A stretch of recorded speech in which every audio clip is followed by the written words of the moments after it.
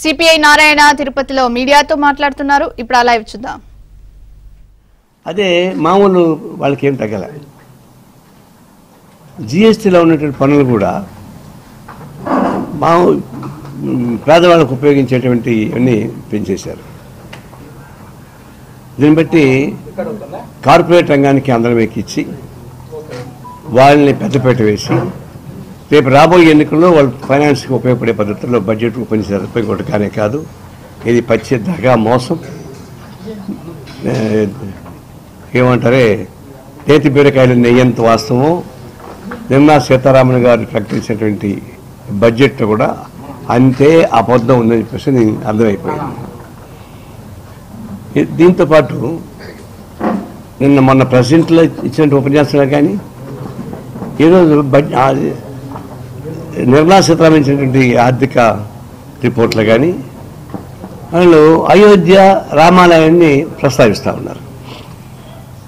అయోధ్య రామాలయం అది ఒక రిలీజియస్ ఫంక్షన్, అది రిలీజియస్ ఓపెనింగ్. అటువంటి ఒక ధార్మిక పద్ధతుల్లో జరుగుతున్న దాన్ని ప్రెసిడెంట్ ఆఫ్ ఇండియా కోట్ చేసింది. ఇప్పుడు నిర్మలా సీతారామన్ కూడా కోట్ చేశారు. అంటే మనది సెక్యులర్ డెమోక్రటిక్ కంట్రీనా? ఒక రాజ్యాంగం ఉందా లేదా? ఏ రాజ్యాంగం మీద మీరు ప్రమాణం చేసి ప్రతిజ్ఞ స్వీకారం చేశారు? ఆ రాజ్యాంగంలో రూపొందించబడేటువంటి సెక్యులర్ డెమోక్రటిక్ ఫ్యాబ్రిక్ని ధ్వంసం చేసి పారేస్తున్నారు. ఈ దేశానికి అంత ప్రమాదం. మొన్న దేశాధ్యక్షురాలు ఉపన్యాసాలు కూడా ఈ అయోధ్యలో జై రామ జై సీతారామ స్లోగన్ హిండిపోయింది అనిపిస్తుంది, పొగుడుతూ ఉంది. దేశాధ్యక్షుడు అట్లా పొగిడితే నువ్వు సెక్యులర్ డెమోక్రటిక్ సిస్టానికి ప్రతినిధివా, లేదంటే ఒకనొక రిలీజియస్ ప్రతినిధివా తెలుసుకోవాల్సి వస్తుంది. అంటే ప్రెసిడెంట్ ఆఫ్ ఇండియాతో మాట్లాడిస్తారు, తర్వాత ఫైనాన్స్ మినిస్టర్ మాట్లాడిస్తారు, ఇంకా ప్రైమ్ మినిస్టర్ అయితే పోయి శాస్త్రంగా దండం బట్టి అడ్డం పడుకుంటున్నారు పోయి దేవుళ్ళ కాడ. అందువల్ల ఇప్పుడు రాబోయే రోజుల్లో మన రాజ్యాంగానికే ప్రమాదం ఎక్కడి నుంచి వస్తుందంటే మన ప్రధానమంత్రి నుంచి వస్తుంది. చాలా ప్రమాదం. ఇప్పుడు కొత్తగా ఇంకొకటి ఏం చేస్తారు, ఇప్పుడు న్యాయ వ్యవస్థ కూడా తక్కువగా చేయడం లేదు. వాళ్ళు వారణాసిలో ఒక మసీదు కింద దేవాలయం ఉందని దాన్ని తిరిగి చూశారని పూజలు చేసుకోమని చెప్తున్నారు.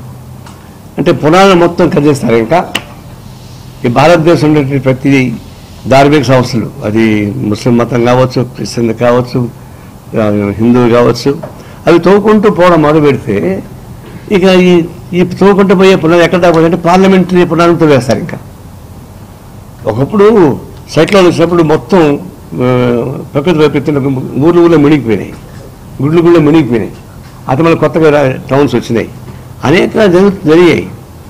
అంత బ్రిటిష్ వాళ్ళ కన్నా ముందర అనేక మంది పరిపాలించారు, దాడులు చేశారు, ఆర్యులు నాగరులు దాడులు చేశారు.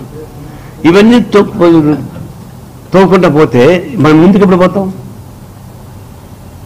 ఇది ఒక ప్రమాదకరమైన ధోరణి. ఈ మత సంస్థలను కలబెట్టి పునాదులు తవ్వి దాని నుంచి వాస్తవాలు తీసి మళ్ళీ పూజలు చేయడానికి అవకాశం కల్పించే స్థాయి కోర్టులో ఆ విధంగా ఇస్తే ఇక తగుదనమ్మా అని చెప్పి నేను బీజేపీ గవర్నమెంట్ దాన్ని తీసుకుని తిరుగుతాను.